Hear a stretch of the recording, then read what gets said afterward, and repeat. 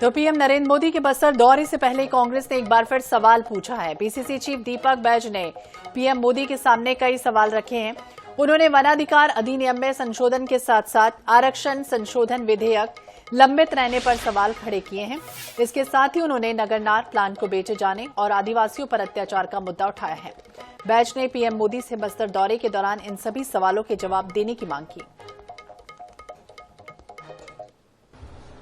आज प्रधानमंत्री जी बस्तर आ रहे हैं।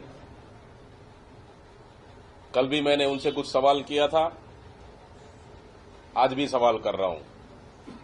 वन अधिकार अधिनियम 2006 जिसमें आदिवासियों को जल जंगल जमीन पर उनके अधिकार को मजबूत करता है, आपकी सरकार में वन अधिकार नियम 2006 में संशोधन क्यों किया, जिससे उक्त संशोधन में आदिवासियों की जल जंगल जमीन से बेदखल करेगा। इस पे आपको आज बस्तर के आदिवासी, बस्तर की जनता को आपको जवाब देना चाहिए।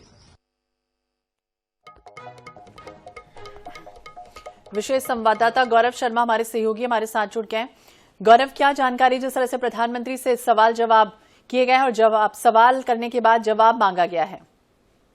प्रधानमंत्री नरेंद्र मोदी के बस्तर दौरे से पहले कांग्रेस लगातार हमलावर है और लगातार प्रधानमंत्री से सवाल पूछती। कल भी नगरनार को लेकर कांग्रेस ने सवाल पूछे थे, आज भी वनाधिकार अधिनियम 2006 को लेकर सवाल पूछे। इसी के साथ साथ हसदेव अरण्य का विषय भी एक बार फिर से उठाया गया। आरक्षण संशोधन विधेयक को लेकर भी सवाल पूछे गए। नगरनार संयंत्र को लेकर भी सवाल पूछे गए। तो कहीं न कहीं प्रधानमंत्री नरेंद्र मोदी के दौरे से जिस तरह से भारतीय जनता पार्टी बस्तर में अपने पक्ष में माहौल बनाने में लगी है, ऐसे में आदिवासियों को विश्वास जीतने के लिए कांग्रेस भी लगातार उन मुद्दों को उठा रही जो सीधे आदिवासियों के जनजीवन से और बस्तर के से जुड़े हुए मुद्दे हैं। तो लगातार नगरनार का मुद्दा हो, चाहे आदिवासियों के लिए आरक्षण संशोधन विधेयक का मुद्दा हो, तमाम ऐसे मुद्दों को उठाने की कोशिश जो है वो भारतीय जनता पार्टी से सवाल पूछने की कोशिश कांग्रेस कर रही है। इन सवालों का जवाब कितना मिल पाएगा ये तो प्रधानमंत्री के दौरे के बाद स्पष्ट होगा, लेकिन कहीं ना कहीं कांग्रेस जो है वो भारतीय जनता पार्टी को घेरने का कोई मौका हाथ जाने नहीं देना चाहती। यही वजह है कि पीएम के दौरे के पहले लगातार 2 दिनों तक कांग्रेस सवाल पूछ रही है। बिल्कुल, अब कई तरह के सवाल जवाब का जो सिलसिला है वो लगातार चलता रहेगा और ये भी कहते हुए नजर आए हैं कि आरक्षण के मुद्दे पर भाजपा सरकार कोई एक्शन क्यों नहीं ले रही।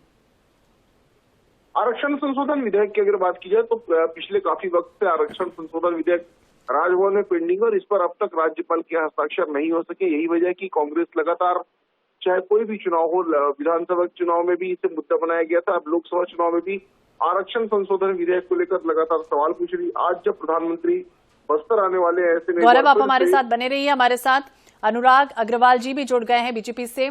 बहुत बहुत स्वागत है अनुराग जी आपका NH24/7 पर। और जिस तरह से पीसीसी चीफ दीपक बैज ने कई तरह के सवाल पूछे, हर बार यही होता है, इलेक्शन जब भी होता है तो कांग्रेस हमलावर होती है। और 3 सवाल क्या कहेंगे? देखिए, आपने भी कहा ना कि जब चुनाव आता है तब कांग्रेस हमलावर होती है। बाकी 5 साल या तो सोती है या तो भ्रष्टाचार करती है और इसका प्रत्यक्ष उदाहरण रहा छत्तीसगढ़ में पिछले 5 वर्ष में उनका शासन। इस 5 वर्ष में छत्तीसगढ़ को लाख करोड़ के कर्ज में डुबाने के बाद इंफ्रास्ट्रक्चर के एक भी काम नहीं किए। जनता ने इनसे इतने सवाल पूछे, इसका एक का भी जवाब नहीं दिया। आखिर जनता ने इनका हस्त्र बता दिया। जनता को तो छोड़िए मैडम, इन्होंने तो अपने मंत्री के सवाल का जवाब नहीं दिया। इनके मंत्री जयसिंह अग्रवाल जी ने रानू साहू पर भ्रष्टाचार के आरोप लगाए थे, इन्होंने जवाब नहीं दिया। जब केंद्रीय एजेंसी काम करने लगी तो इनको दिक्कत होने लगी। इनके मंत्री TS सिंहदेव जी ने गरीबों के आवास का सवाल पूछा, भूपेश बघेल जी और कांग्रेस ने जवाब नहीं दिया, वो इस्तीफा दे दिए, लेकिन इन्होंने वो जवाब नहीं दिया। बस्तर में और आरक्षण की बात करते हैं, इन्होंने आरक्षण के लिए क्वांटिफाइबल डाटा आयोग का गठन किया था। पूरे 5 साल में उसकी रिपोर्ट इन्होंने प्रस्तुत क्यों नहीं की? और इनको मालूम होना चाहिए कि 20% से लेकर 32% तक आदिवासियों का आरक्षण भारतीय जनता पार्टी के शासनकाल में हुआ है।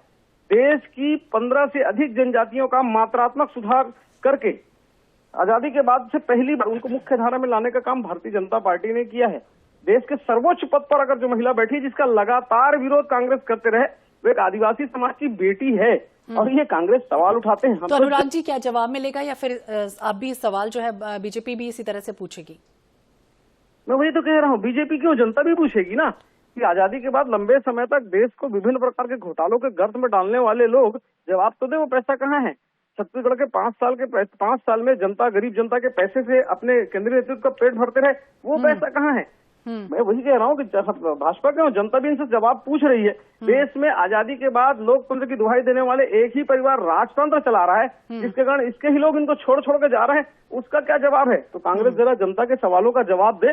भारतीय जनता पार्टी तो जनता को अपने सवालों का जवाब देगी। तो बिल्कुल सवालों का सिलसिला चलता रहेगा और जवाब कब मिलेगा जनता को फिलहाल देखना होगा। बहुत बहुत शुक्रिया अनुराग जी बातचीत करने के लिए। तो पीएम मोदी से जवाब मांगा गया है ऐसे समय में जब बस्तर दौरे पर प्रधानमंत्री आ रहे हैं।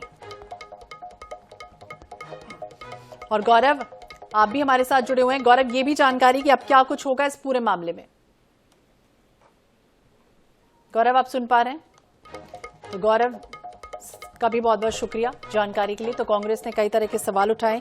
3 सवाल दीपक बैज ने पूछे हैं कि आदिवासियों के आरक्षण बिल को राजभवन में क्यों रोका गया। नगरनार प्लान का मुद्दा एक बार फिर से उछाला है उन्होंने।